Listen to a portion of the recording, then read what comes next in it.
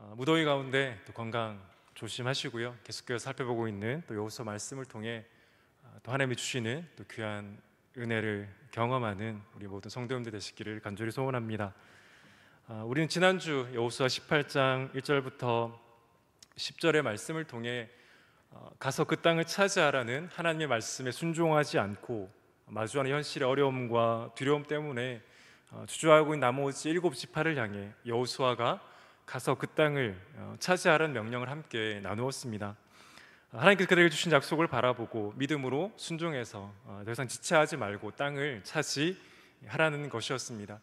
그렇다면 오늘은 지난주 말씀에 이어서 이제 7지파가 땅을 차지하게 되는 내용을 다루게 될 것입니다. 오늘은 그 가운데 베냐민 지파에 대해서 다룰 것이고요, 다음 주에는 나머지 6지파에 대해서 함께 나눌 것입니다. 우리 오늘 말씀을 통해 함께 나누기를 원하는 것은 하나님께서 이스라엘 지파에게 주신 그 땅이 그들 지파에 맞는 가장 알맞은 땅이라는 것을, 그래서 그들이 어떤 땅을 분배받았던 그들이 하나님을 의지해서 하나님의 거룩한 백성답게 살아가야 함이 또 마땅할 것을 나눌 것입니다. 이를 통해 우리 역시 하나님께서 우리에게 가장 좋은 것을 주실 분이라는 것을, 그리고 주신 분이라시는 것을, 그래서 실수하지 않으시는 분임을 오늘 하나님의 말씀을 통해 함께 나누고 은혜를 나누기를 원합니다. 오늘 본문 가운데 베냐민 지파는 아직까지 땅을 분배받지 못한 7지파 가운데 첫 번째로 땅을 차지합니다. 그런데 여기에서 그들이 기억해야 할 것은 그들이 머뭇거리며 차지하지 않고 있는 두려움 가운데, 염려 가운데 나아가지 않고 있는 그 땅 역시 하나님께서 주신 약속의 땅이라는 것입니다. 그렇다면 아직 땅을 차지하고 있지 않는 그들에게 분배된 땅을 차지하고 있는 방법 역시 다르지 않았습니다. 믿음으로 하나님의 약속을 의지하며 그 땅을 차지하는 것입니다. 요단 서편에서 먼저 땅을 분배받은 지파가 있습니다. 유다와 에브라임과 므낫세의 반지파입니다. 이미 우리 수요 예배를 통해 그들이 어떻게 땅을 분배받았는지를 이미 살펴보았습니다. 그렇다면 그들이 어떻게 땅을 차지했습니까? 그들 역시 믿음으로 하나님께서 그들에게 주신 땅을 차지했습니다. 그러나 그들에게 연약한 모습이 없었던 것은 아닙니다. 그들에게 부족한 모습도 있었습니다. 그들 역시 그들이 차지하는 땅 가운데 여전히 남아있던 그 가나안 백성 때문에 두려워했습니다. 그러나 그럼에도 그들에게 부족함과 연약함이 있었지만, 그럼에도 그들은 가만히 있지 않고 하나님의 약속을 의지해서 그 땅을 차지한 것입니다. 다른 것이 중요한 것이라 이것이 중요한 것입니다. 이미 땅을 분배받은 유다와 에브라임과 므낫세 반지파, 그들이 완벽해서 땅을 차지하는 것이 아닙니다. 그들이 다른 지파들보다 뛰어나서 그들이 먼저 땅을 차지하는 것이 아닙니다. 그들 역시 부족하고 연약하고 실수가 있었습니다. 그러나 그럼에도 그들은 그 자리에 머물러 있지 않고 하나님의 약속을 의지해서 그들에게 약속된 땅을 차지한 것입니다. 그렇다면 남아있는 7지파, 특히 오늘 함께 살펴볼 베냐민 지파도 다르지 않습니다. 그들도 여전히 부족하고 실수하고 완벽하지 않습니다. 그들 역시 그들의 땅 가운데 여전히 거주하고 있는 가나안 사람들 때문에 두려워할 수도 있습니다. 그런데 히브리서 11장 6절에서 히브리서 기자는 어떻게 말합니까? 믿음이 없이는 하나님을 기쁘시게 하지 못하나니 하나님께 나아가는 자는 반드시 그가 계신 것과 또한 그가 자기를 찾는 자들에게 상 주시는 이심을 믿어야 할지니라. 히브리서 기자는 분명히 말합니다. 믿음이 없이는 하나님을 기쁘시게 하지 못합니다. 그러면서 하나님께 나아가는 자는 하나님께서 계신 것을 반드시 믿고 또 믿음으로 나아가는 자에게 하나님께서 상 주실 것을 믿어야 한다라고 말하는 것입니다. 사랑하는 성도 여러분, 하나님께서 약속하셨다는 것은, 하나님의 약속은 하나님께서 반드시 이루시겠다라는 것입니다. 하나님이 약속하셨으면 하나님이 반드시 이루실 것입니다. 그러나 그럼에도 사람들이 해야 할 것이 있습니다. 그것은 그 약속을 바라보고 순종하는 것입니다. 만약 하나님의 약속이 사람의 힘으로 할 수 있는 것이라면 하나님께서 왜 굳이 약속하셨을까요? 우리의 힘으로 할 수 있고 사람의 힘으로 할 수 있는 것이라면 하나님은 굳이 약속을 우리에게 주시지 않으셨을 것입니다. 그러면 하나님이 약속하셨다는 것은, 그 하나님의 약속이라는 것은 우리의 힘으로 할 수 있는 것이 아니라 하나님께서 하시는 것입니다. 그래서 우리는 우리의 힘이 아니라 하나님을 의지해야만 하는 것입니다. 사랑하는 여러분, 믿음은 행동하는 것입니다. 믿음은 그저 우리의 머릿속의 생각으로만 그치는 것이 아닙니다. 물론 우리는 생각하고 질문해야 합니다. 그러나 믿음은 그저 그곳에 그치는 것이 아니라 하나님께 준 그 약속을 바라보고 순종하는 것입니다. 유다와 에브라임과 므낫세 반지파가 이미 요단 서편에서 땅을 분배받았습니다. 그러나 그들이 만약 그 약속을 바라보고 그저 생각만 하고 있었다라면 그들이 그 땅을 차지했을까요? 그들 역시 그러지 못했을 것입니다. 말씀드렸던 것처럼 그들도 완전하지 않았습니다. 우리가 이미 살펴본 것처럼 그들 역시 여전히 두려움 가운데 있었습니다. 그러나 그럼에도 그들은 순종했습니다. 그들이 완벽해서가 아니라 그들이 연약하고 부족하고 여전히 두렵지만 그럼에도 믿음의 발걸음을 내딛었던 것입니다. 사랑하는 성도 여러분, 하나님은 지난주 우리가 살펴본 여호수아 18장의 3절의 말씀을 오늘을 살아가는 우리에게도 동일하게 하실 것이라고 생각합니다. 어떤 말씀입니까? 여호수아가 이스라엘 자손에게 이렇게 말했습니다. 너희가 너희 조상의 하나님 여호와께서 주신 땅을 점령하러 가기를 어느 때까지 지체하고 있겠느냐. 이미 여호와께서 그들에게 땅을 주셨지만 그 7지파는 지체하고 가지 않았습니다. 그저 그들은 그들의 눈으로 그 땅을 바라보기만 했습니다. 그들이 계속해서 그 땅을 바라보기만 했다면 그들은 끝내 그 땅을 차지하는 것이 아니라 그 땅을 그냥 바라보다가 죽을 수밖에 없었을 것입니다. 그러면 우리는 하나님께서 우리에게 말씀하실 때 그 말씀은 그저 바라만 보는 것이 아니라 그 말씀을 인정하고 그 말씀을 믿음으로 한 걸음을 걸어가야 한다는 것입니다.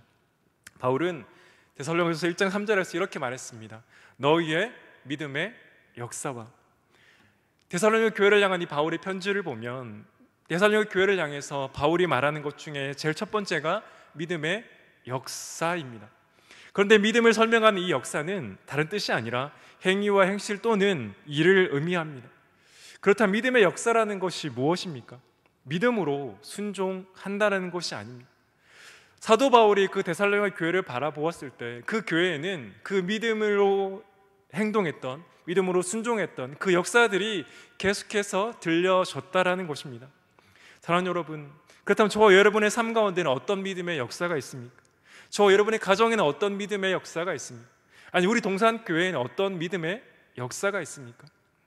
오전 예배 때도 말씀드렸지만 우리 교회가 성도들이 많고 교회가 멋진, 그리고 건물이 좋다고 한들 믿음의 역사가 없다라면 그것은 하나님 앞에 결코 칭찬받을 것이 못 될 것입니다. 사랑하는 여러분, 간절히 바라기는 저와 여러분 가운데, 저와 여러분의 가정 가운데, 동산교회 가운데 이러한 믿음의 역사가 있기를 간절히 소망합니다. 이스라엘 12지파는 인구 수도 달랐습니다. 그리고 그들이 분배받은 땅의 위치도 달랐고 조금 이따 나중에 지도를 보여드리겠지만 그들이 분배받은 땅의 크기조차도 달랐습니다. 그러나 하나님은 그 12지파를 그들의 모습 그대로 인정하셨고 그들을 동일하게 사랑하셨습니다. 그리고 그들에게 동일한 약속의 말씀도 주셨습니다. 그렇다면 오늘을 살아가는 우리에게 하나님은 동일하게 우리의 모습을 인정하시고 사랑하지 않으시겠습니까? 그리고 하나님 우리에게 동일한 하나님의 약속의 말씀을 주셨습니다. 이 약속의 말씀이 성경을 우리에게 주셨습니다. 그래서 하나님 오늘도 우리에게 그 말씀을 듣고 그 말씀대로 살아가라고 명령하십니다. 우리 역시 완전해서가 아닙니다. 우리 역시 부족하지만, 연약하지만, 그래서 실수도 하고 두려움도 있지만 성령 하나님을 의지해서 믿음으로 순종하라는 것입니다. 사랑하는 여러분, 우리가 하나님의 놀라운 일을 경험하지 못하는 것은 하나님의 능력이 없기 때문이 아니라 우리가 여전히 주저하고 있기 때문이 아닙니까? 여호수아가 그 7지파를 향해 너희가 언제까지 지체하고 있겠느냐라고 말했던 그 말씀이 어쩌면 오늘 저와 여러분에게 동일하게 들려주고 있는지 모르겠습니다. 로마서 4장 20절에서 사도 바울은 이렇게 말합니다. 믿음이 없어 하나님의 약속을 의심하지 않고 믿음으로 견고하여져서 하나님께 영광을 돌리며. 사랑하는 성도 여러분, 믿음으로 하나님의 약속을 온전히 신뢰하는 그 은혜가 있기를 간절히 소원합니다. 그리고 그 믿음으로 더욱더 견고해지시기를 간절히 원합니다. 여호수아는 7지파를 향해 너희가 언제까지 지체하고 있느냐라고 책망했습니다. 그때 그들은 더 이상 지체하지 않고 순종해서 하나님께서 약속된 땅을 차지하는 것을 오늘과 우리 다음 주에 말씀을 통해 살펴보게 될 것입니다. 만약 우리가 오늘까지 지금까지 그렇게 살지 못했다라면 그 일곱 지파처럼 지금부터 오늘부터 하나님의 약속을 믿고 그 말씀대로 살아가기에 한 걸음 한 걸음을 내딛으면 됩니다. 그래서 저와 여러분의 그 믿음이 더욱더 시간이 갈수록 견고해지는 그 은혜가 있기를 간절히 소원합니다. 우리가 완전해져서가 아니라 그 믿음의 주요 우리를 온전케 하시는 그 하나님을 바라봄으로 그 믿음 가운데 걸어감으로 하나님께 영광 올려드리는 저와 여러분 되기를 간절히 소원합니다. 이렇게 베냐민 지파는 나머지 7지파 중에 가장 먼저 분배받은 땅을 차지합니다. 그런데 우리가 주목해야 될 것은 그들이 분배받은 땅의 위치입니다. 우리 여호수아 18장 11절 말씀을 우리 한 목소리로 한번 읽어보도록 하겠습니다. 시작.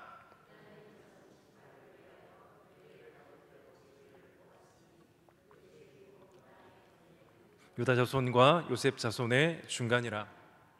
지도를 띄워주시면 좋겠습니다. 잘 보이실지 모르겠지만 이스라엘 12지파가 이스라엘 땅 가나안 땅 가운데 땅을 분배받은 지도입니다. 특별히 오늘 살펴볼 베냐민 지파는 잘 보이시나요? 유다 지파와 에브라임 지파 사이에 그 작은 땅을 분배받습니다. 오늘 이전까지 우리는 요단 서편에서 땅을 분배받았던 유다와 에브라임과 므낫세 반지파가 땅을 분배받은 내용을 이미 살펴보았습니다. 그리고 그 다음으로 땅을 분배받은 지파가 베냐민 지파입니다. 그리고 함께 읽었던 말씀처럼 그 베냐민 지파가 땅을 분배받은 위치는 유다와 에브라임 사이에 있습니다. 지도 이제 내려주셔도 됩니다. 이스라엘 땅에 이스라엘이 가나안 땅에 정착하고 난 후에 이스라엘 역사를 보면 이스라엘 지파 가운데 항상 힘겨루고 있었던 두 지파가 있었습니다. 그 두 지파가 바로 이 에브라임과 유다 지파입니다. 바로 베냐민 양쪽으로 있었던 그 지파입니다. 특히 이스라엘 두 번째 왕이었던 다윗과 그리고 솔로몬 이후의 왕들의 시대를 보면 항상 에브라임과 유다 지파 간에 전쟁이 있었다는 것을 이스라엘 역사는 기록하고 있습니다. 그런데 하나님께서 바로 그 베냐민 지파를 에브라임과 유다 지파 사이에 두신 것입니다. 여호수아 18장 11절에서 이 제비 뽑아 분배받은 땅의 위치를 차지한 확인한 베냐민 지파는 어떻게 생각했을까요? 물론 성경에 베냐민 지파가 어떻게 생각했는지에 대한 내용은 나오지 않습니다. 그런데 한번 상상을 해보면 그들 사이에 이 에브라임과 유다 지파, 이 강대한 지파 사이에 땅을 주신 그 하나님을 향해서 하나님께서 우리에게 땅을 잘못 주신 것이 아닌가라고 생각할 수도 있었을 것 같습니다.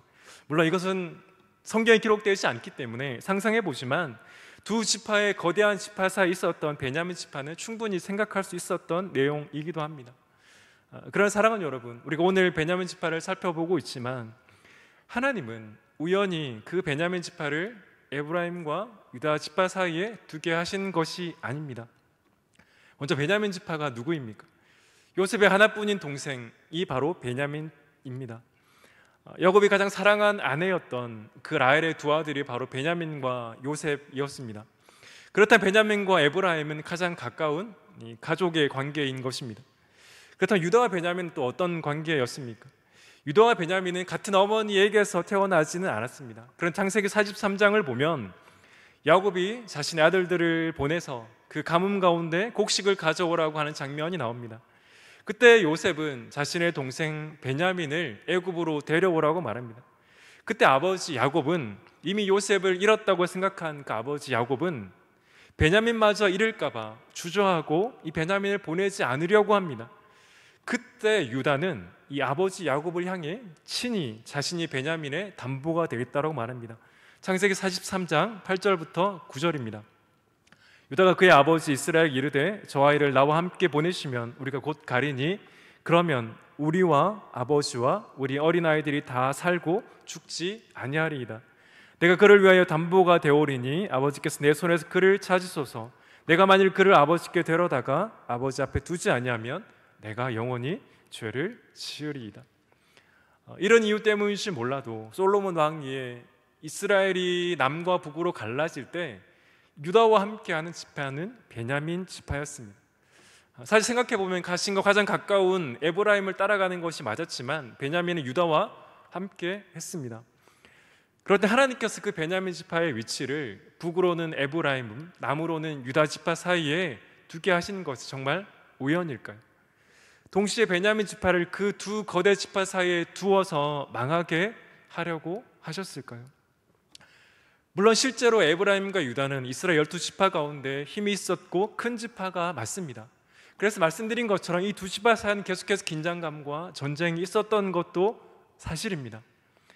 그러나 하나님은 결코 베냐민 지파를 에브라임이나 유다 지파보다 덜 사랑하신 것이 아닙니다. 에브라임과 유다를 더 편애하신 것도 아닙니다. 왜입니까? 이스라엘 12지파는 모두 하나님께 선택하신 하나님의 백성이었습니다. 그렇다면 하나님은 그들 모두를 사랑하셨습니다. 그렇다면 하나님께서 베냐민 지파를 이 에브라임 유다 사이에 두게 하시는 것은 그들이 당장은 이해할 수 없을지 모르지만 분명한 것은 하나님께서 그들 지파에 맞는 가장 알맞은 땅을 주셨다라는 것입니다. 어느 지파를 더 사랑하고 어느 지파를 덜 사랑해서가 아닙니다. 그래서 그들이 주신 땅의 위치를 다르게 하시는 것도 아니고 그 땅의 크기를 다르게 하시는 것도 아닙니다. 하나님께서 그들의 상황에 맞게 가장 좋은 땅을 주셨던 것입니다. 사랑하는 여러분, 그렇다면 우리는 어떻습니까? 우리는 이렇게 생각할 때가 있지 않습니까? 사실 우리는 이스라엘 12지파 가운데 한 지파가 되라고 하면 아마 대부분 에브라임이나 유다 지파가 되기를 원할 것입니다. 사람들을 보기에 누구나 인정할 만한 지파가 이 에브라임과 유다 지파이기 때문입니다. 그래서 하나님의 뜻이나 계획보다 우리의 생각이 앞설 때도 많이 있는 것 같습니다.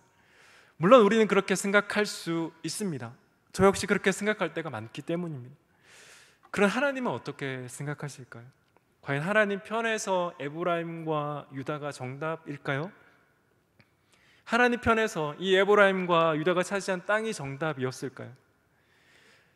이스라엘 12지파가 받은 모든 땅은 하나님께서 약속으로 그들에게 주셨던 땅입니다. 그들의 생각에 좋은 땅과 나쁜 땅이 있을 수 있었습니다. 어떤 땅은 공격을 받기 너무나 좋은 땅이었고 어떤 땅은 숨기에 좋은 땅인 곳도 있었습니다. 그러나 하나님 편에서 그런 땅은 없었다라는 것입니다. 그들이 어떤 땅을 받았든 그들이 있는 곳에서 하나님을 의지하고 살아갔다면 그 땅이 그들에게 가장 좋은 땅이었습니다. 그들이 망했던 이유는 땅이 좋지 않아서가 아니라 받은 땅이 작아서가 아니라 하나님을 의지하지 않았기 때문이 아닙니까? 그렇다면 하나님께서 약속으로 주셨던 그들이 분배받은 모든 땅은 모두 좋은 땅이었습니다. 우리 역시 우리의 모습도 다르고 지금까지 살아온 환경도 같지 않습니다. 하나님께서 우리의 삶을 절대로 같은 모양으로 만드시지 않기 때문입니다. 물론 우리가 생각하기에 교회 안에서도 더 대단한 사람들이 있는 것도 분명합니다. 우리의 생각에 어떤 사람이 더 대단해 보이고 어떤 것이 더 귀해 보이는 것도 맞습니다. 그러나 하나님 편에서 그런 것은 없다라는 것입니다.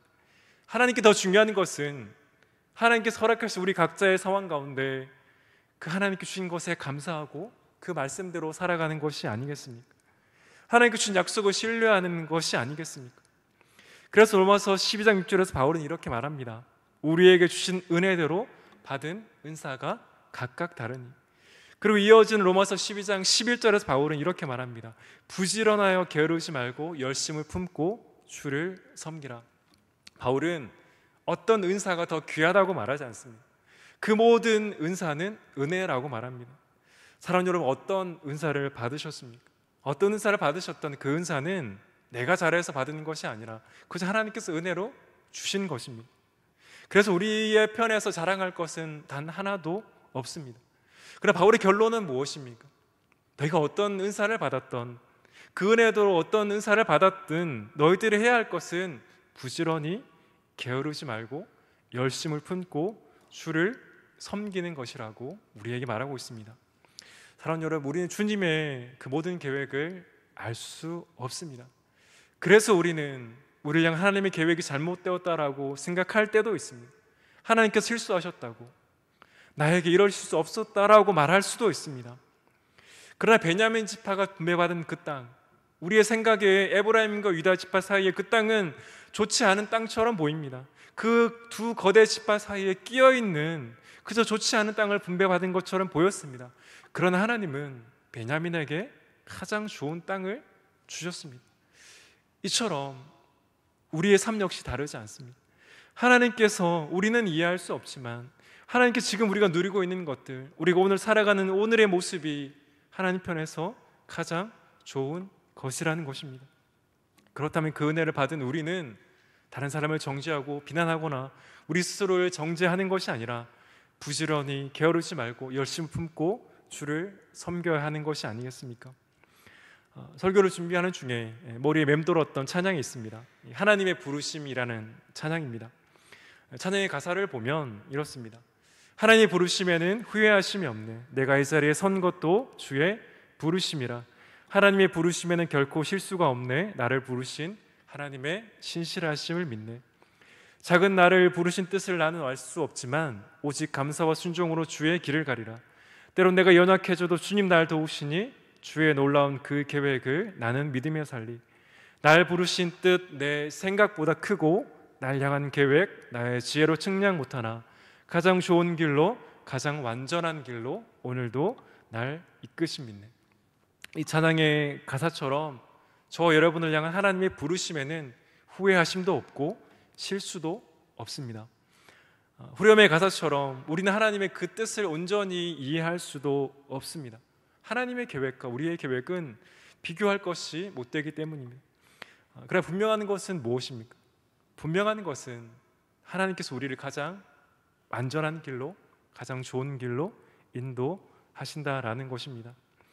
그럼 우리의 생각이 아니라 또 세상의 생각이 아니라 하나님을 온전히 바라보며 살아가는 것이 바로 우리가 해야 할 것입니다. 예레미야 29장 11절에서 예레미야 선지자는 이렇게 말합니다. 너희를 향한 나의 생각을 내가 아나니 평안이요 재앙이 아니니라. 너희에게 미래와 희망을 주는 것이니라. 지금 당장은 우리의 생각에 재앙 같아 보이는 것이 있을 수 있습니다. 우리는 그 하나님의 계획을 알지 못하기 때문입니다. 우리의 믿음이 아무리 성숙해져도 우리를 향한 하나님의 계획을 우리가 온전히 알 길은 없습니다. 그러나 분명한 것은 우리를 향한 하나님의 생각은 평안이고 미래이고 희망을 주는 것입니다. 그렇다면 우리가 해야 될 것은 온전하지 않은 믿음이지만, 흔들리는 믿음이지만 그 하나님을 바라보고 하나님 앞에 날마다 순종하며 나가는 것이 아니겠습니까? 그 순종을 통해 우리는 하나님의 살아계심을 날마다 경험하게 될 것입니다. 그 은혜가 있기를 예수 그리스도의 이름으로 간절히 소원합니다. 한 가지를 더 살펴보고 말씀을 마치기 원하는데요, 우리 여기서 한 걸음 더 나가야 됩니다. 말씀드린 것처럼 우리를 향한 하나님의 부르심에는 후회도 없고 실수도 없습니다. 그렇다면 우리를 부르신 그 하나님의 부르심 앞에 우리는 어떻게 살아야 하는 것이 마땅합니까? 우리를 부르신 하나님의 거룩하심 앞에 겸손한 모습으로 살아가야 합니다. 하나님은 그러한 자를 사용하실 뿐 아니라 그러한 자를 기뻐하시기 때문입니다. 우리가 살펴본 것처럼 베냐민 지파는 이스라엘 지파 가운데 가장 작은 지파였습니다. 그리고 사사기를 보면 이 베냐민 지파는 이스라엘 지파 가운데 사라질 위기까지 처했던 그 지파가 바로 베냐민 지파였습니다. 에브라임과 유다 지파와 비교했을 뿐 아니라 이스라엘 12지파 가운데서도 가장 연약한 지파가 베냐민 지파이기도 했습니다. 그래서 이스라엘 초대 왕이었던 이 사울이 자신을 왕으로 세우려고 했던 사무엘을 향해 사무엘상 9장 1절에서 이렇게 말합니다. 나는 이스라엘 지파의 가장 작은 베냐민 사람이 아니니이고 또 나의 가족은 베냐민 지파 모든 가족 중에 가장 미약하지 않습니까? 당신이 어찌하여 내가 이같이 말씀하십니까? 사울이 이스라엘 초대 왕으로 세워졌을 때 그는 자신의 지파인 베냐민 지파를 이렇게 설명했습니다. 나는 이스라엘 지파 가운데 가장 작은 베냐민 사람이 아닙니까? 그리고 사울은 더 나아가서 우리 집안은, 우리 가문은 그 베냐민 지파 중에서도 가장 작은 지파라고 말합니다. 사울이 이렇게 말했다면 베냐민 지파의 모든 사람들은 아마 이렇게 생각했을 것입니다. 우리 베냐민 지파는 이스라엘 12지파 가운데 가장 작은 지파가 아닌가. 그래서 우리가 할 수 있는 것은 없지 않을까라고 생각했을지 모르겠습니다. 그런데 어떻습니까? 하나님께서 어떤 지파를 이스라엘 초대 왕으로 세우셨습니까? 사울 스스로 고백하는 것처럼 이스라엘 초대 왕은 이스라엘 가운데 가장 작은 지파였던 베냐민 지파에서 나왔습니다. 우리가 이미 나누었던 것처럼 세상의 방식이라면 이스라엘 지파 가운데 왕은 에브라임이나 유다 지파 가운데 나오는 것이 맞았습니다. 물론 이스라엘 두 번째 왕은 유다 지파에서 나왔습니다. 우리가 다 잘 알고 있는 다윗이죠. 그런데 이 다윗 역시 이세 아들 중 가운데 아무도 거들떠 보지 않았던 아들이었음 우리는 알고 있지 않습니까? 즉 하나님은 세상의 기준과 방법으로 누군가를 쓰시는 것이 아니라는 것입니다. 그가 하나님 앞에 얼마나 겸손한지, 얼마나 하나님을 의지하는지, 그리고 하나님 앞에 얼마나 준비된 자인지, 하나님 앞에 쓰시기에 얼마나 합당한 자인지가 더 중요하다는 것입니다. 그래서 바울은 디모데후서 2장 20절과 21절에서 이렇게 말했습니다. 우리 2장 20절과 21절 말씀 우리 한 목소리로 읽어보도록 하겠습니다. 시작. 큰 집에는 금그릇과 은그릇뿐 아니라 나무그릇과 질그릇도 있어 귀하게 쓰는 것도 있고 천하게 쓰는 것도 있나니 그러므로 누구든지 이런 것에서 자기를 깨끗하게 하면 그의 쓰는 그릇이 되어 거룩하고 주인의 쓰심에 합당하며 모든 선한 일에 준비함이 되리라. 아멘. 그렇다 하나님 쓰시는 사람은 사실은 에브라임일 수도 있고 유다일 수도 있습니다. 그렇지 않으면 오늘 본문 가운데 가장 작은 지파라고 고백하는 베냐민 지파일 수도 있습니다. 중요한 것은 세상의 기준이 아니라는 것입니다.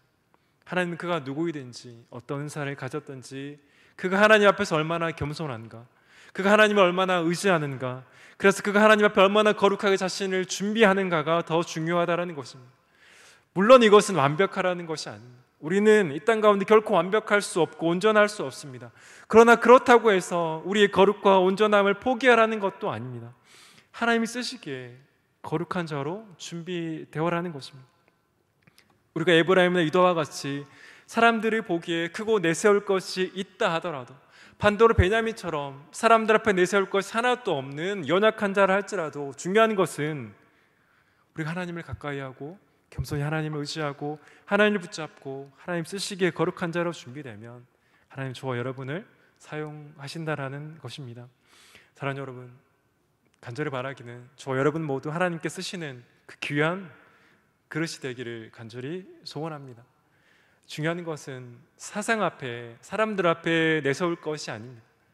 우리가 얼마나 겸손히 하나님을 의지하는가, 얼마나 거룩하게 하나님께 쓰시기에 합당한 것이 준비되는가, 얼마나 성령을 의지하여 충만히 살아가는가가 더 중요하다라는 것입니다. 사랑하는 오늘 설교의 제목처럼 저와 여러분을 향한 하나님의 부르심에는 결코 실수가 없습니다. 그리고 후회하심도 없습니다. 우리는 이것을 먼저 신뢰해야만 합니다. 하나님의 아들, 그 예수 그리스도의 피로 값주고 사신 저와 여러분을 어떻게 실수로 부르실 수가 있겠습니까? 어떻게 그 예수 그리스도의 십자가의 보혈의 능력으로 사신 하나님께서 저와 여러분을 아무런 계획도 없이 우연히 인도하실 수 있겠습니까? 하나님은 저와 여러분을 온전하게 가장 좋은 길로 인도하십니다. 우리는 이것을 믿어야 합니다. 그리고 그 믿음 가운데 하나님 앞에 쓰시기 합당한 것으로 준비되어야 하는 것입니다.